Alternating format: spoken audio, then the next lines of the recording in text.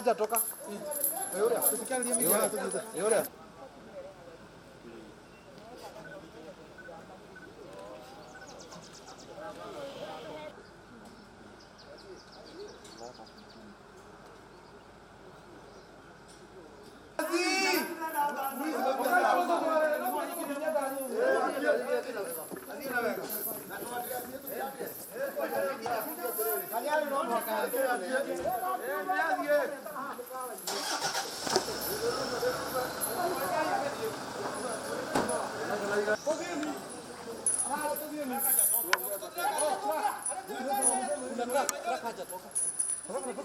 He's coming.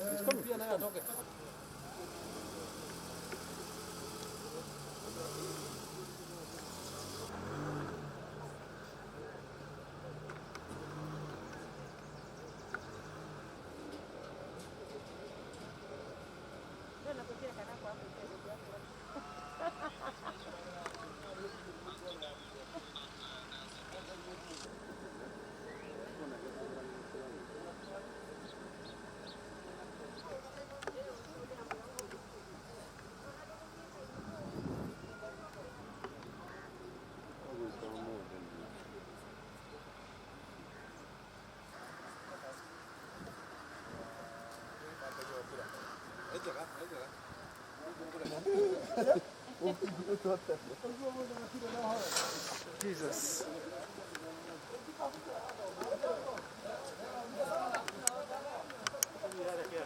Oya mama ikoro.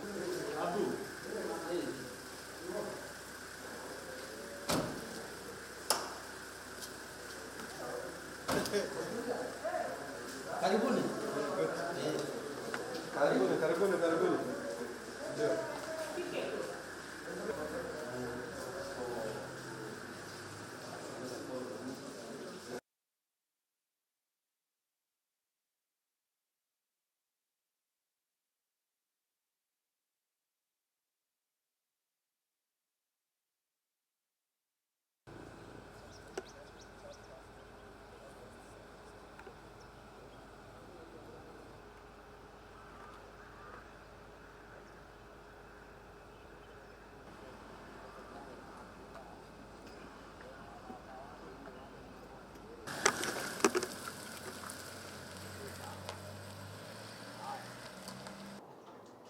Thank you, sir.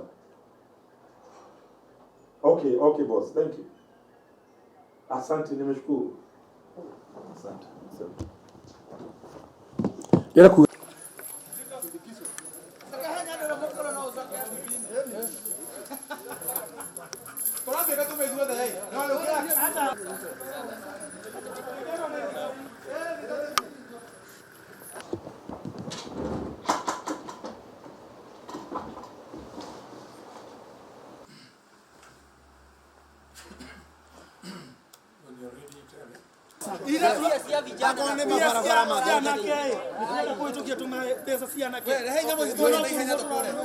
My name is Mr. Mohamed Badel.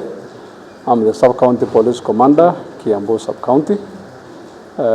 Yesterday evening, we received a court order from the members of the Assembly saying that they should access to the Assembly.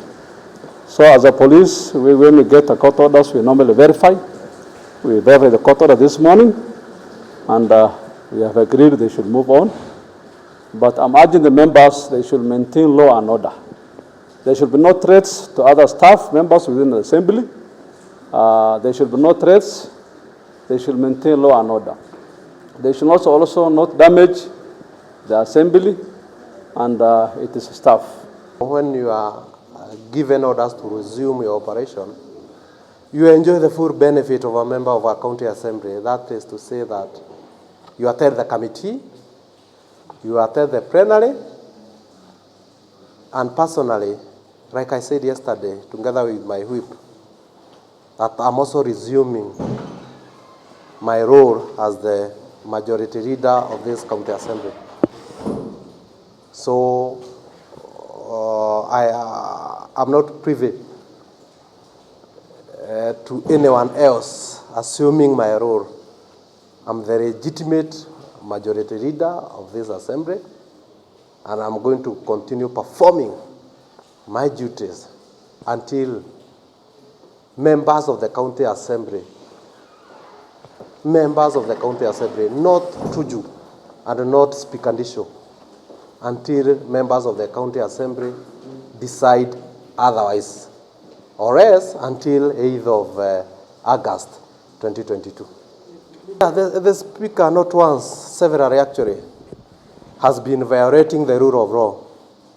I'm glad to note that this morning he has also received a communication from the control of budget informing him to prove and communicate back who is the legitimate clerk of this assembly. Because as far as we are concerned, the clerk of this assembly is none other than John Mutie,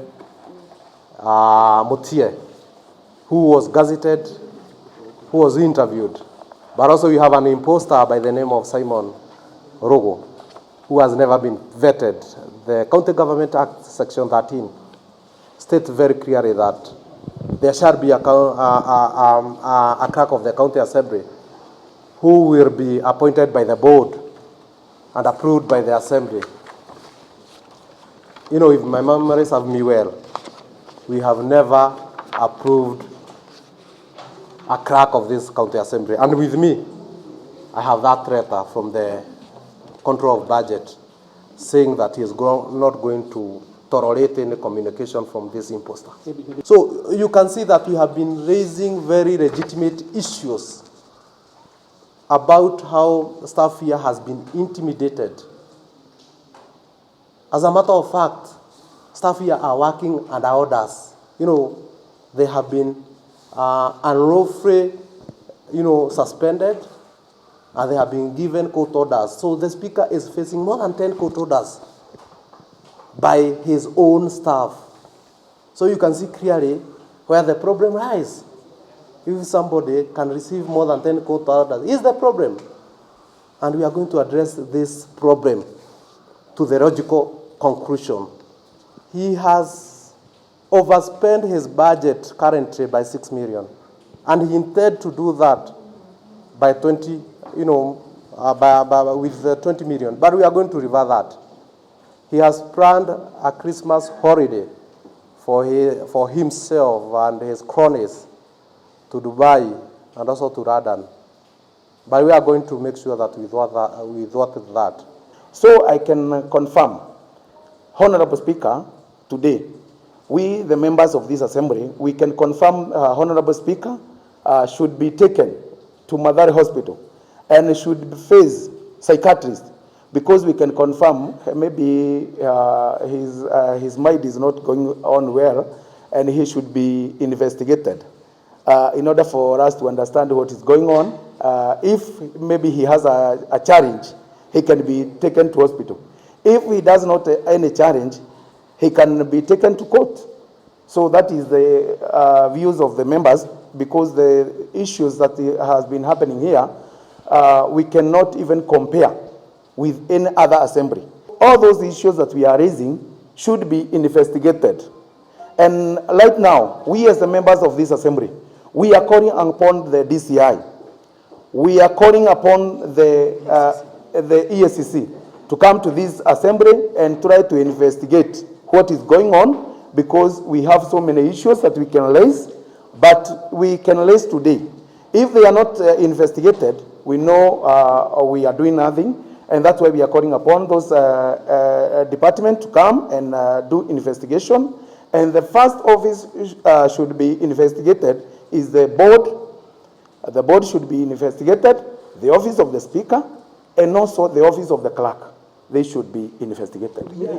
But I am not moved. As the Speaker, I think Article 169 of the Constitution says, if any person in this county comes to this assembly for a petition, the Speaker will convene the assembly, and at that time, the assembly will behave or act like the High Court. This is exactly what we did. We listened to the litigations and the submissions of those people. We listened to them. We took action.